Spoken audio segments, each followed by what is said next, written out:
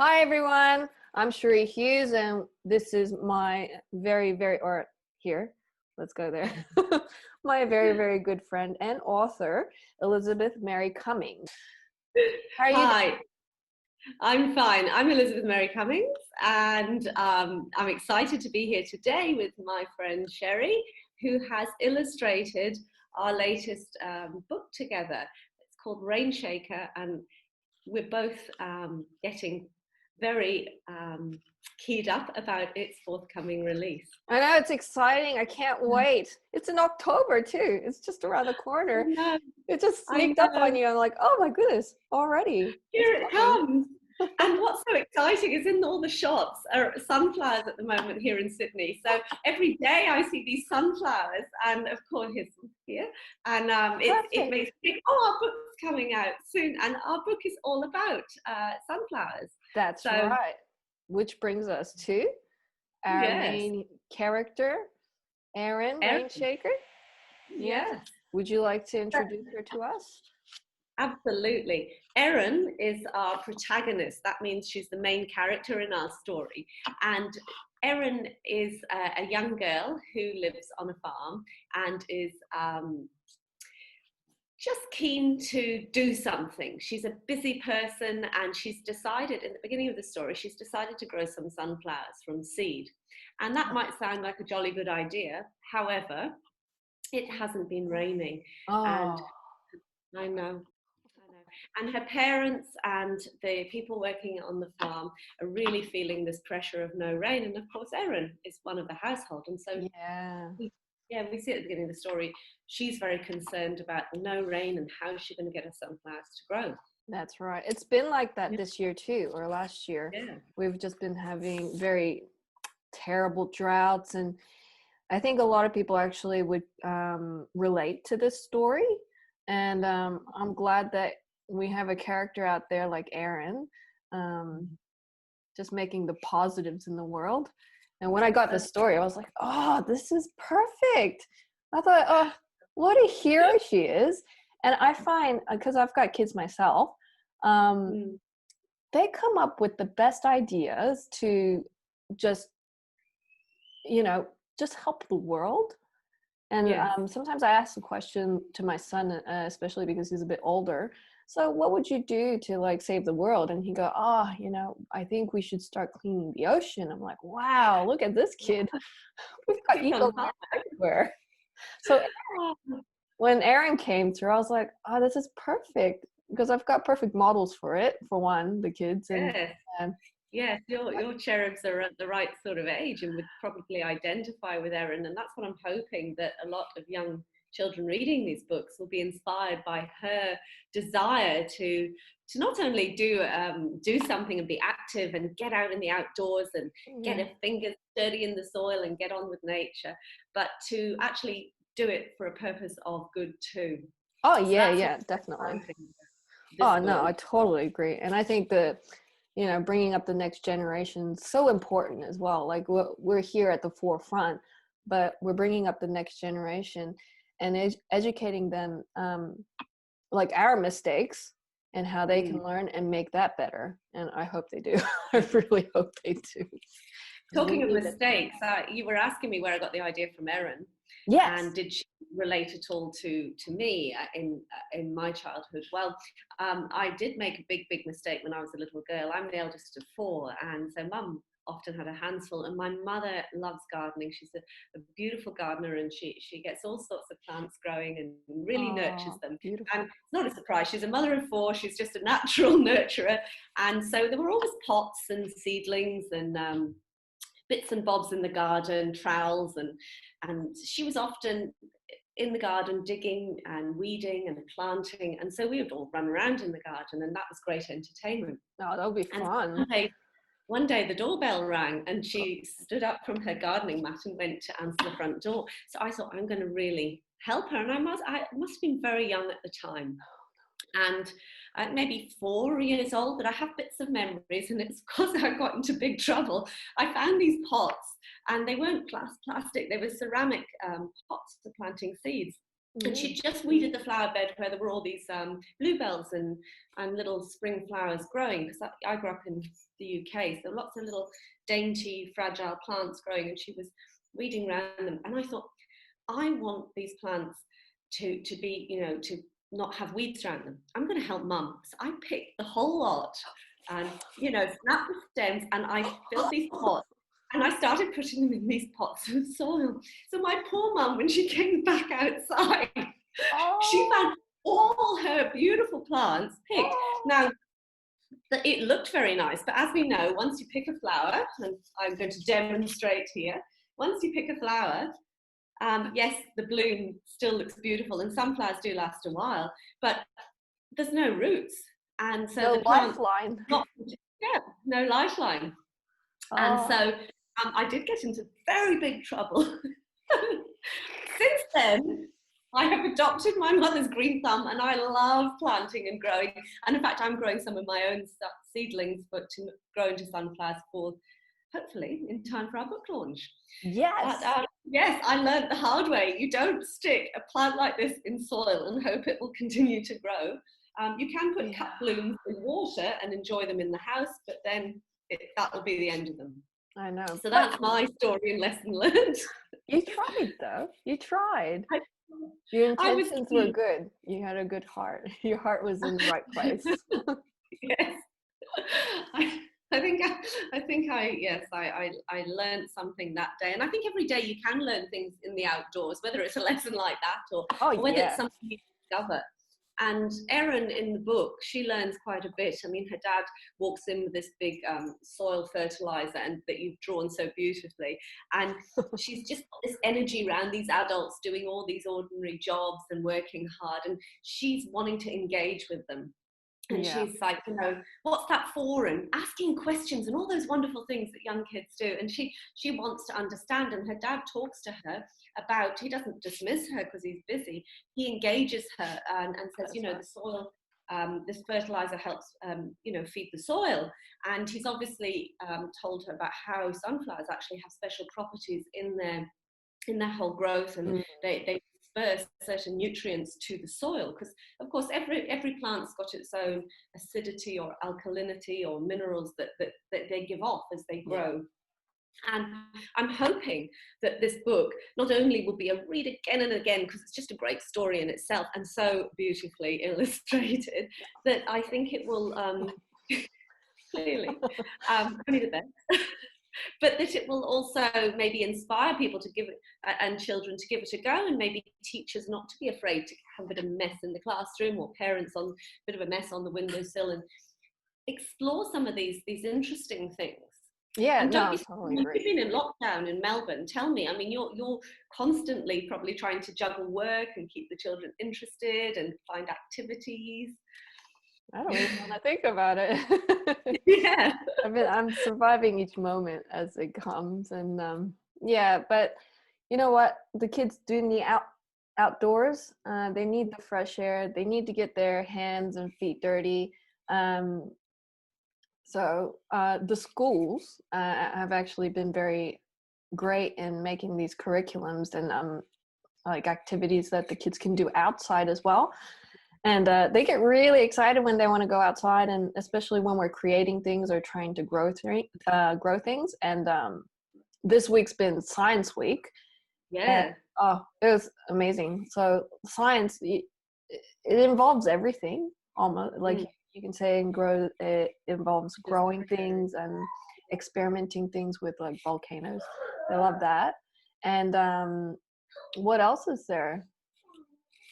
I just think that whole connecting and exploring, why, how, and what if, you being an illustrator, me being a words person and writing and reading and as a teacher, that whole creativity side is always asking what if and the possibilities. But this actually doesn't remain tied in that arts sphere as such. It sort of spills out, and science and arts are very connected in that they're questioning and that they're looking for new ways of representing and new ways of showing, and that's what I think is quite wonderful. And I know when I do work in mental health as well, and I find that whole exploring through the arts and the reflections and the visual representations of people's experience actually helps in terms of that scientific side Oh, of yes, yes.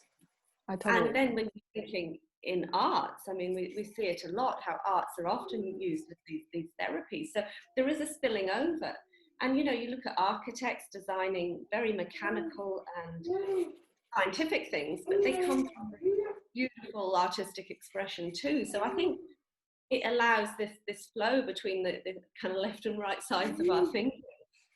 Yeah, no, no, I And totally agree. And it's the good other thing for, that just occurred to me, sorry to interrupt, the other thing that's just occurred to me is that this is not the first book that you've been asked to illustrate to do with the world and exploring the outside. And I just think that's tantamount to that's testament to your skill as an artist in showing this. yes. You had Ella Saw the Tree, you've had Chasing Rainbows recently. That's just two off the top of my head. Even The Forever Kid, which was a bereavement book, we were talking about the cloud stories and being outside. And I think you as an artist have this gift of being able to express the outdoors and how it flows through the life of a family. Whatever the story, whether it is the science experiment in the backyard, or whether it is a family grieving and remembering a lost child, or whether it is a child having a mindful experience in the garden. And I think the fact that you keep being chosen, and not always by the same publisher, by more, you know, several publishers to represent this, really shows your connectivity with the world, the outdoor world, and the family. And I think so I was very excited when I heard you were illustrating. I love science. I love maths. There was a good reason to why I love it so much is because I did move countries when I was 10, and I couldn't understand the language in Japan because that's where I'd moved. And we moved pretty suddenly. And so I had to find other ways of That's basically, fascinating. um, Wow. yeah, I like, hadn't really put that together. You've told me before, but now I'm thinking about it. That is pretty significant. And the fact that you use art, which is a universal language, and maths, numbers are universal. yeah. That makes sense. Yeah, and it helped me actually because when you're not able to communicate, it gets pretty frustrating, especially for kids or even adults Yeah. for that matter, for anybody. They go to a new Yeah. country, new language, new culture, and so it Yes. becomes, oh, I can't actually communicate at all. And so I found I did like math when I was in the States, in the US, but in Japan, that's where it really kind of Mm. flourished. Because, You're like a you bit of a said, it's a TikToker universal demon, language. are you? It doesn't change anywhere you go. Math's the same, art's the Yeah. same, or art's like you're expressing what's inside of you rather than through verbal or verbal expression, I guess. And Yeah. yeah, and I was pretty good at physics. I got top marks in Makes physics. sense. People were It thinking, makes oh, you're going to become a mathematician and engineer. I'm like, no. I love it, sense. but I'm not that passionate Oh, about wow. it. Yeah. And the other thing I wanted to mention was why I chose the name Erin. Yes. Um, so I chose the name Erin because initially this idea, obviously I've mentioned before, I love gardening, and I love that whole connecting with the world and the outdoors, and it's a real sort of space of calm and reflection for me, being outside and pottering. And then I was thinking also about the fact that most of my family are in the UK, so I miss them. And I was thinking about that distance in the relationship and how we've made an effort with our daughters growing up to keep them connected to grandparents. And so initially the story was kind of this child connecting with, you know, in Ireland where my husband's family from, it's always raining, always wet. And here it was always dry. So I was thinking, oh, you know, the grandparent would be sharing the weather with the grandchild. So the idea that it was sort of growing in little seeds, excuse the pun, that way. And then I thought, well, Erin is actually a girl's name, which means Ireland. And Ireland, you know, is synonymous with water and green and real growth and wetness and that sort of thing, which we don't have in Australia. So I thought, No. wouldn't it be lovely that Erin, who means water in Ireland and all those wet things, actually lived in this hot, dry place, and that she wanted, I kind of thought that the water from Ireland could come to Australia and some of the sun could go to Ireland. And it came from also telephone calls where we had jokes about this as a family, about how one weather was extreme here, one weather was extreme there. And then the story grew from that, from being a weather story to actually, well, keeping the child central, and the child being the activist and being the person looking to seek to make a difference rather than stuff happening to the child. And I think when we're writing and illustrating, it's very important to keep the character central, and particularly with kids stuff, that it's their experience, their journey. We're building from the child's world out. So that's a bit of the background of Erin, really. I could talk for hours about it. And we should, actually, because she's such a strong character. And like you said, like, I love how her name is connected to the wetness, and she is the rain shaker, basically, and she brings that rain. And that's beautiful. I love that connection. Because when I was when I was designing Erin, there's this series I used to read as a child, and it's from Beverly Cleary, and it's the Ramona series. And, yes, you know? I know it. My girls would read it. So it reminds me of that energy she has, like that whole series. Ramona is just this bubble of energy, and she's just out there asking questions and, getting on everybody's nerves in the story, of course, but everybody's like just feeds off her energy, and she just she brings so much good and so much life into and when I was thinking of Erin, I was thinking of Ramona's energy, and I thought I wanted to kind of just almost bring that memory of my childhood of experience, somebody like that, into that book. And so that's why Erin has that kind of a bob cut. Nothing can get in her way. I'm going out there, I'm busy, I don't have time for anything else, I'm changing the world kind of attitude.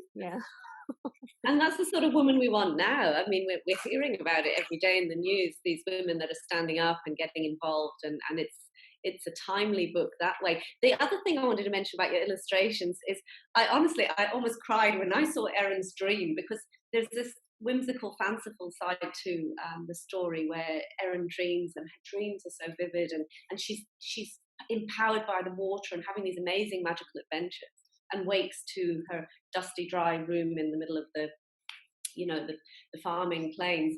But in that dream, you capture it, you give her a mermaid tail, and then what I love is so clever. The little leaves of the little scales, of the mermaid's tail become the leaves, and then they are feathers, and they soar her up into the sky as a bird, and then they become the petals of the sunflower. She comes rushing out of her dream into the real world, and I just love it. And I can't wait for someone to buy the film rights and make a beautiful little short film about it, because it would look awesome. It would look so good. So here's hoping. We're all hoping, but it's a beautiful story. That's the thing, and I really visualized it. Well, you made me see it. Like, I was reading the story, I'm like, you're going like, wow. In one way, I was like, how am I going to make this work? And I was like, reading through it and go like, I don't know. I don't know how this is going to work, but it worked. I nearly cried when I read it. I think I did. I was tearful reading it and looking at absorbing the artwork. I was just like, oh man, this is so perfect. Well, I love those 2 pages. In the books.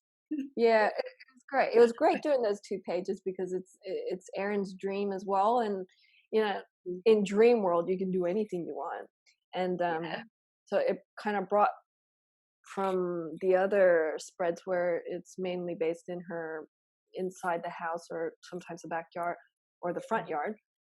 and then it's just the dry Australian, Yeah. farms and land, and you're going like, and then you just bring that kind of splash of water into it, and just life going, like basically the life that Erin wants to give out into her sunflowers. Yeah, Yeah. indeed. And Yes. yeah, it was fun. It was a challenge, but I like challenges. Do something about this. I'm like, oh. And I think we want people to do something about it. We want them to pre-order this book because I think it's going to be in high demand. And That's right. Erin is an activist and wants to do something. And I think what we're really keen for is that everyone out there is an activist and wants to do something, and not only plants some sunflower seeds, but gets out and buys this book. And you can pre-order it now. I know That's Big right. Sky got it all up and sorted, and it's on the Dimmicks and the Booktopia websites, and it's It's out already on there. my website too. Yeah. And we just really don't want you to miss out on this. And Yeah. it's a great time for this book, coming into spring, coming into new growth, coming into all those curriculum areas in term 4, and great gift. And even if you're not wanting to focus on the science side of it, as a story, it stands alone as a lovely story with hope and spirit, and very real. Oh yeah, definitely. It would be one to read again and just enjoy with your young people at home, and I think would be It's a beautiful multiple. story. It's a Yeah. beautiful story, and I think people should take notice of what's happening in the world, and how we can help it, and just feed off of that energy from Erin, and Yeah. just enjoy Yeah. it, because we all need stories. We We do. do. We do. And I think on that note, I'll probably go into my garden, and you'll go and do your STEM education in your garden with your kids. Exactly. Thank you for coming, Elizabeth. No, not It's at been a all. Until the pleasure. next time, and I look forward to when we actually read the story to you guys. Yes, that'll be in October, everyone. So look out for And it. And big shout out to Big Sky for believing in us and for loving the hope and inspiration that this story aims to bring, and That's for right. believing in us as creators that we're going to get that message across. So thanks, guys, and we love working with this team to That's bring right. you joy. This strong. All right. Bye-bye, everyone. See Bye. ya.